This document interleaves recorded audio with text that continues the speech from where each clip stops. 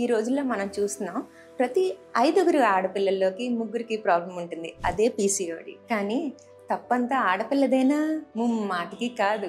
ఈ పీసీఓడి మూలన ఒక ఆడపిల్ల పీరియడ్స్ అస్తవ్యస్తంగా అవుతాయి. ఎందుకన్నది మనం ఈ వీడియోలో తెలుసుకుందాం. దీనికి most important reason abnormal weight gain. Abnormal weight gain మూలన ఇన్సులిన్ రెసిస్టెన్స్ అనే ప్రాబ్లం వస్తుంది.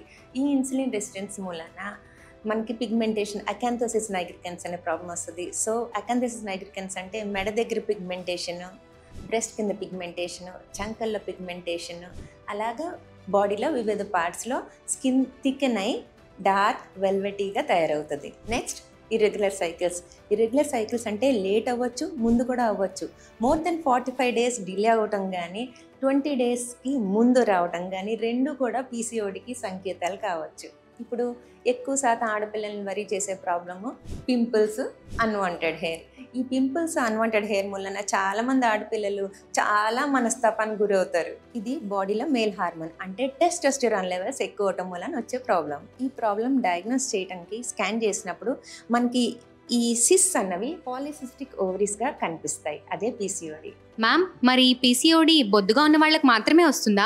నేను స్టార్టింగ్లోనే చెప్పాను, పీసీఓడి కారణం ఆడపిల్ల మాత్రమే కాదు, అది a wrong metabolism. It is a metabolic problem. So దీనికి అనేక కారణాలు ఉంటాయి.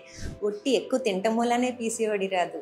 సో స్ట్రెస్, ప్రాపర్ స్లీప్ లేకపోవటం and various hormone disruptive chemicals, అంటే మనం తినే ప్రతి ఫుడ్లో కెమికల్స్ ఉన్నాయి, ప్రిజర్వేటివ్స్ ఉన్నాయి, మనం పీల్చుకునే గాలిలో పొల్యూటెంట్స్ ఉన్నాయి, మనం బోల్డ్ అని తెలియకుండా బోల్డ్ అని ప్లాస్టిక్స్ తీసుకుంటున్నాం. ఇవన్నీ హార్మోన్ డిస్రప్టర్స్. వీటి మూలానే బొద్దుగా ఉన్న వాళ్ళకే కాదు, సన్నగా ఉన్న వాళ్ళకి కూడా పీసీఓడి రావచ్చు. సో గర్ల్స్, ఈ పీసీఓడి మూలాన మీ సంతాన ప్రాప్తిని ఏమీ కోల్పోరు.